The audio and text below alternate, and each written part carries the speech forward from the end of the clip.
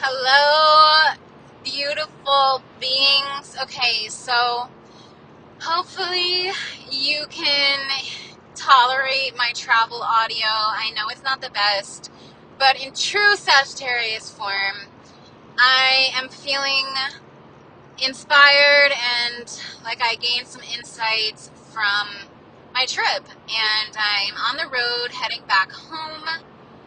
It is a new moon. We're on a precipice of the new moon energy, and I am feeling it. I mean, let's be honest, I'm always feeling it. That's why I'm here. It took me a while to understand all of it, like the cycles in my life. You know, it's one thing to know that there's the lunar phases and to manifest with the moon, and it's another thing to really see the cosmic influence of how it all plays out in your life. And it took me a while to actually register how real that was for me. It's not because I didn't believe it. I was absolutely open to and believing in it. But sometimes we believe in things before it registers to us. Okay, wait, this is real. Like, this is real for me. So when it came to my intuition, understanding the cycles of the moon, I wasn't just drawn to those things because they were put in front of me and they looked nice and pretty.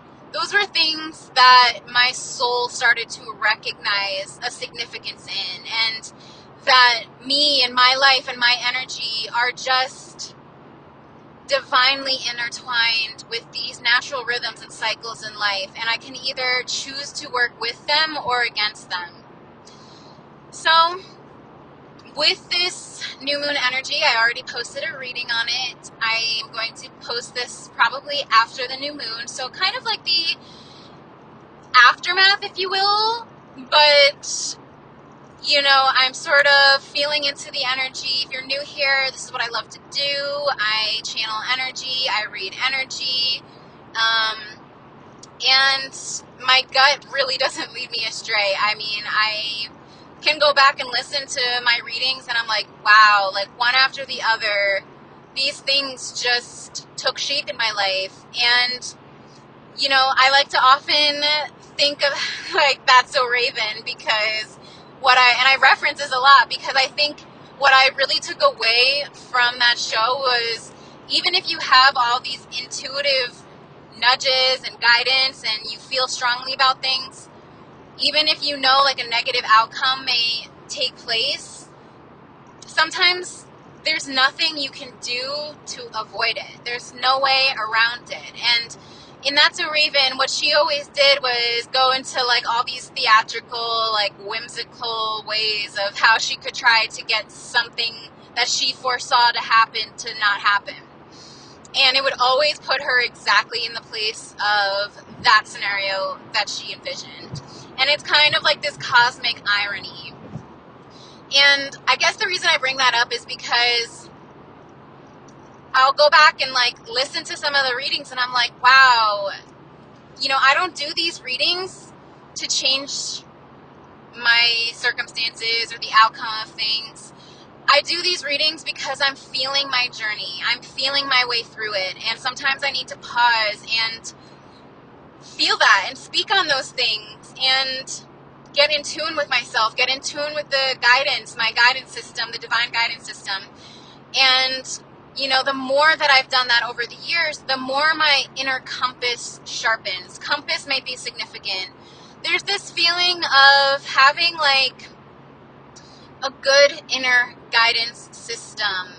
000s are significant. 111 is significant. 37 is significant. 444 is significant. 1212 is significant. Sort of the same numbers that have been showing up for us collective to kind of represent where we are on our journey and our ascension codes, if you will.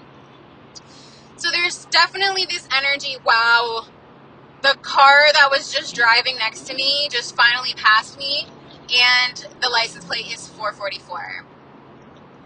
You can't make these things up. Also, on the other side of the highway are 2 cars decked out in Christmas lights, and I just love it. I love it. Back to what I was saying.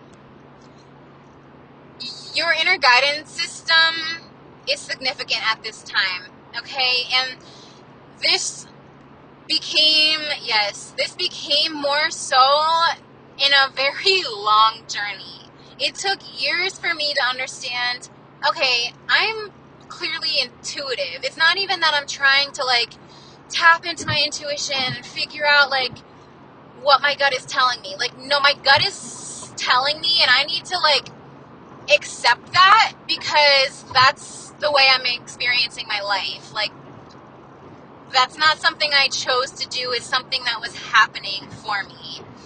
So that was a part of my journey. And then the next part of my journey was, and with that acceptance was belief. Like, wow, this is happening to me. I can't believe this is happening to me, but I have to believe it's happening to me, because I'm having all of these insights. I'm getting all this clarity. I'm starting to piece it together. I'm starting to get words for it. And then that belief was created.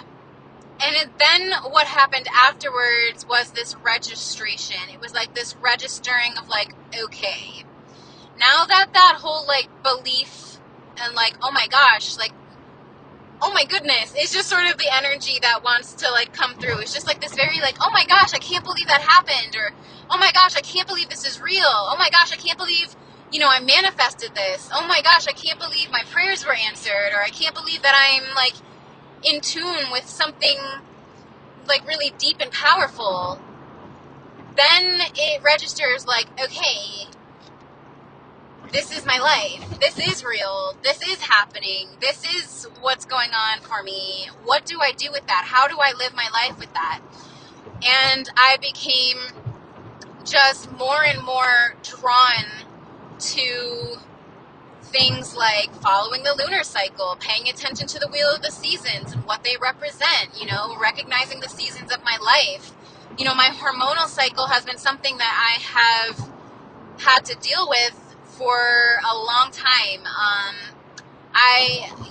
This is weird information, but basically, I took birth control at a younger age and kind of had to deal with the repercussions. Also, it was kind of before there was a lot of options as far as what birth control could be and how it could affect the woman's body.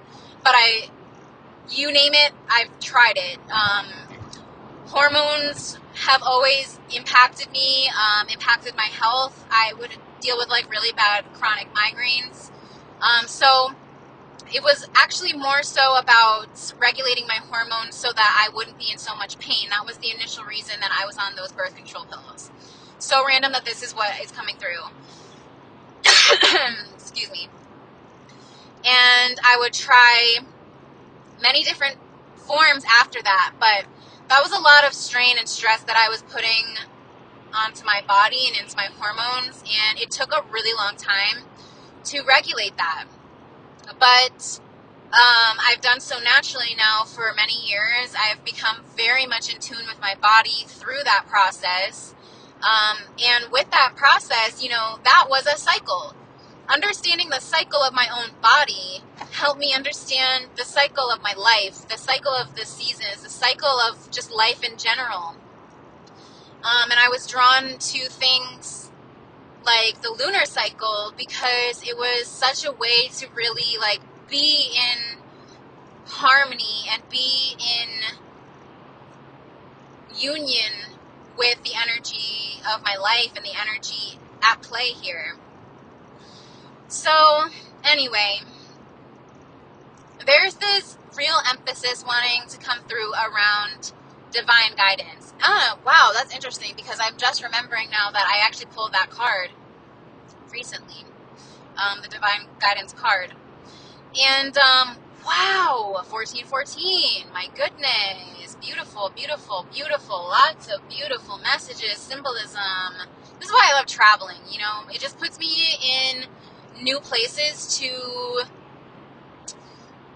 be in receptivity mode to what's around me and see things. I mean, even when I'm just at home, I very much, I'm always seeing different things. Symbols mean different things to me, and that is connecting to my intuition. There's a lot of, spirit keeps bringing me back to intuition and guiding me on my intuition. It's so interesting. But there is a lot of emphasis here on divine guidance. And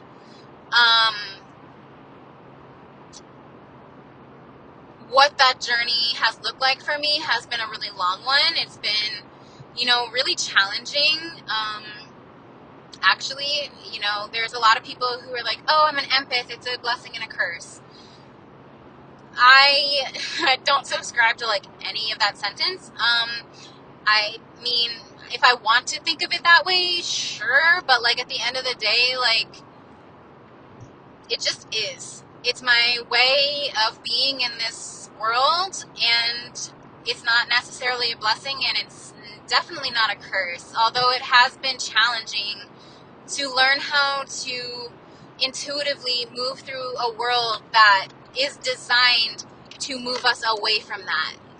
And this is where I think you collective might be able to find some insight from where I'm sharing this, is the fact that not that you are intuitive or whatever, divinely guided, it's the fact that you are up against a world that is not built for that. It's not built to nurture that and sustain a relationship with your intuition, and most definitely not to your true higher calling.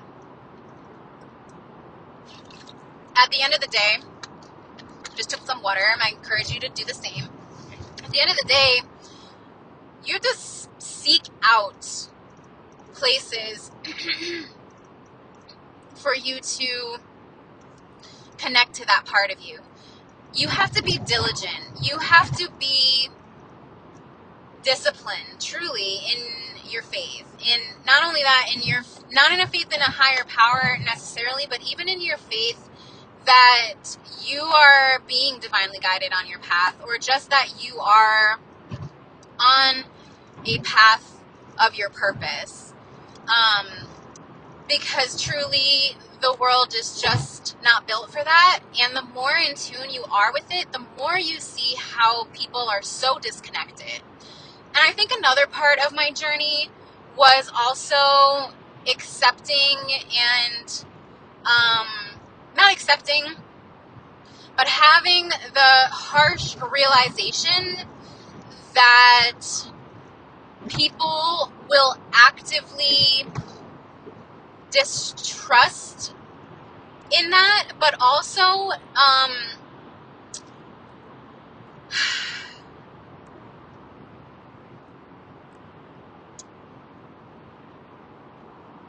where do I want to specifically go with this message? Spirit, can you guide me?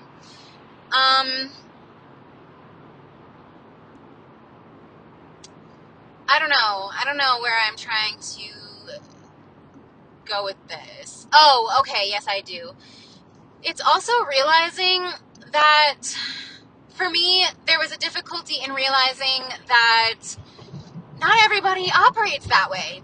That was so new for me. And what was really a huge motivation for me to study psychology and how to really support people and move people forward and guide people towards their best life was understanding that we all go through life differently. There's the cars that are decked out that I was talking about, revving their engines. I love it. I'm so here for it. Yes! Oh my god, I'm so here for it. I'm gonna let them go by so that I'm not having to shout. Ooh, some spark actions. That's fun.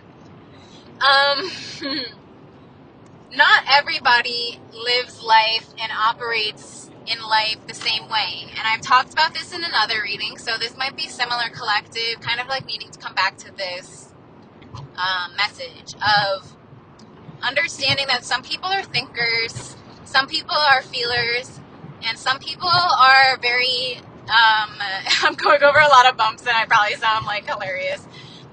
But some people are very intuitively guided through life. And when we don't operate in a specific one of those ways, it can feel like so confusing to go through the same experience or have a conversation with somebody who is just operating in life in a different way than you. But there's a lot of beauty in that because we can all have such different perspectives on the same experience, and there's a lot of insights that we can gain from that. So coming back to, again, this like message and this energy of divine guidance and connecting more and more to your inner compass and just this feeling of direction, because I do see a lot of indication here for a new beginning, a fresh start, a clean slate. I'm seeing these things. So what does that mean for me? What does that mean for us, collective? What does that mean for you? Like, that's something that only our inner compass can truly tell us. Now, there is this weird message, this kind of analogy that I was feeling into and wanted to share, of the idea that, like, so me, my human brain, with the malfunctions that it has, sometimes I make the wrong choices. And it's so, like, it's just hilarious. Like, I'm just being so honest. So sometimes one of my ADHD traits is that I will be given, like, options or given, like, a direction, rather, and I will just do, like, the opposite. Like, for whatever reason, I'm just, like, impulsively like, wait a second, I should try this instead. Even though most things are actually pointing towards, like, you know, a path, a direction, you know, the pointer, it's pointing. Your compass is pointing. And yet all of a sudden, there's, like, this weird moment where I'm like, you know what, just kidding. Actually, I'm gonna, like, not do the thing that I'm being directed to do. And this analogy came up earlier for me because I'm driving, right? And I was put on the turnpike, the Jersey Turnpike. And with the Jersey Turnpike, there's a truck and bus lane. And then there's also a car portion of the highway. And normally, especially during, like, the work week, the truck and buses portion of the highway gets so congested and there's, like, a lot of traffic because cars can go on it too. And I like to usually go on the cars only because I can kind of zip around and, you know, weave through cars. There's not always that many cars, and usually it gets me there faster. So the GPS brings me to where the highway splits for those two parts of the highway. And it's telling me to go on the cars, buses, and trucks. And I'm like, what? I'm like, what? Like, no, I don't like to go this way. I'm going to be driving with all these trucks, and I'm going to sit in traffic, and I'm going to get stuck. Even though I know in my brain that the GPS has looked at the route, it's calculated the distance, it's calculated the traffic, the flow of traffic, it's seeing where it's backed up, it's seeing a lot of things before I can. And it is saying, hey, from what I see ahead,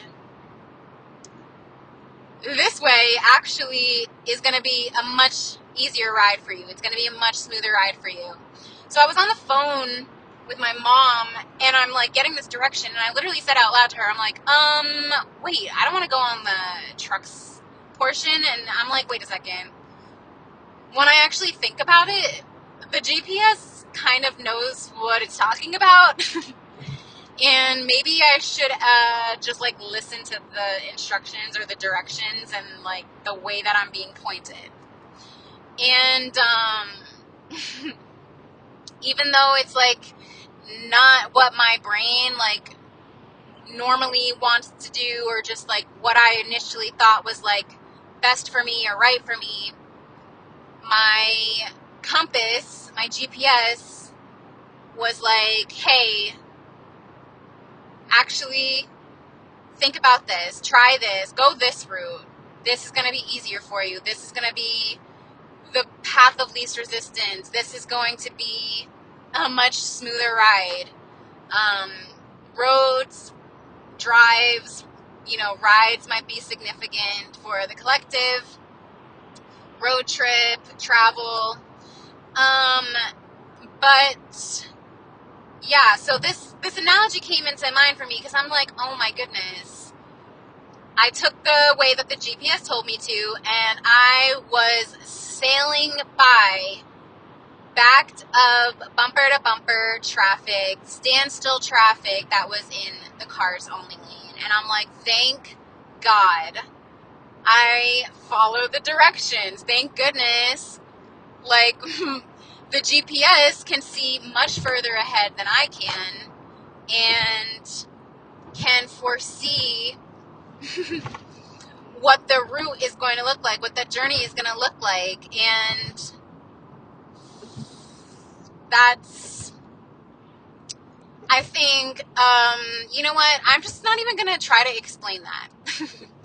I think it's very much self-explanatory, and for those of you who need to hear it, I think it's going to be received and understood. Spirit is just like kind of guiding me to be like, and that's the tweet, and that's that. Something else. Yes, 444. Again, my friends. We are divinely protected and connected, honey. Yes.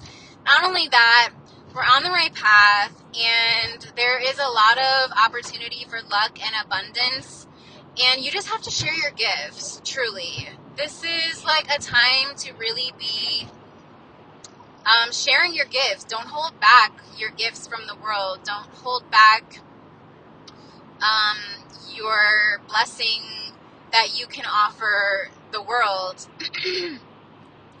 And I'm really just feeling like, there's not really too much more for me to share on this message. I think it was kind of more like a chat, but what I was sharing was coming through. I want to just really emphasize that there is a new beginning, a new start, a fresh slate being presented to us, specifically with this new moon in Sagittarius, the energy that we just walked through. Hopefully the collective was really nice and intentional about it, and really did some like foresight work, used that beautiful wisdom and the energy of Sagittarius to really take aim. And trajectory actually came up today. I was like, wow, Spirit is like really not playing any games. You are thinking about not only like what you want, but you're thinking about the trajectory of how you're going to get there. When you release that bow or that arrow from the bow and arrow, when you release the bow, right? When you have pulled back your energy, you've set your sights, you've gotten your focus on, we're going to have to do a little speed race in here so I can get on this exit on the other side of the highway. And you are ready to, you know what you want the arrow to do. You know where you want the arrow to go. You know where you want it to land. But there's a lot of other things that need to be calculated before that can happen. I talked about it in the previous reading, so I'll keep it nice and short. There is a precision to releasing that arrow. There's a calculating that needs to be done. There's you have to think about all the things, the wind, the weather, there's a lot of sirens. Sirens have been significant. Oh man, that does not look good. Holy shit. Wow. A lot of like sirens. Sirens might be symbolic or significant to the collective. Yeah. Oh, they're letting me go. That's so nice. Thank you. There's a lot of little minute details and things that cannot be overlooked before that arrow is released towards where it wants to take aim. And that is, not done recklessly. It's not done callously. It's not done without thinking ahead. And that is what the Sagittarius has had to learn in order to evolve, right? We have the conscious and the unconscious Sagittarius. And, I never really related to my sun sign until I worked through my unconscious traits that were belonging to my sun sign, but also, just being aware of my whole chart in general and, striving to work with who I am, my placement, my clock, my timeline in the best way and in a purposeful way that keeps me aligned with my goals and my visions. With that being said, that was something that I needed to really learn. And thankfully, my Virgo placement stepped in and were like, let's look at these details. Let's look at the long term. What is the action plan? What are the steps we need to take? Because there was a lot of things that I knew I wanted for myself, things that I knew I felt called to, but that bullseye, as big and red and prominent as it might be, without those careful attentions to detail and that looking ahead, that arrow is going to just drop. That arrow is going to fall short. That arrow is not going to get from point A to point B. So there's a lot of just energy here around, movement, things getting, from point A to point B, transition, a new beginning. But there's also like this feeling of a journey, a drive, a ride, and, deciding, recognizing that, our choices have a lot to do with the journey that we take, the road that we're on, and how much traffic we're going to hit. Are you listening to your thoughts? Are you listening to what you have always done and what feels like familiar, what's just sort of like been the default mode? Or are you following your inner compass? Are you really taking time to look over the full picture, to look over the details, to look over and get precise about what's needed in order for you to reach that destination, in order for you to actually get to that bullseye? So I'm going to leave it at that, my friends. I'm getting into New York City, so I'm going to need to use my noodle and my full focus. Again, thank you for listening. The audio is definitely not prime, but I just want to share things when they come through. I feel like when I try to, recap my reading, it doesn't come through the same. So, yeah. I'm sending you lots of loving. I'm going over a bridge right now. Bridge might be significant. Bridge the gap, bridge over troubled waters. I don't know why that just came through. Whatever that means. I'm not sure. Sending you lots of loving on your journey, and I will talk to you very soon.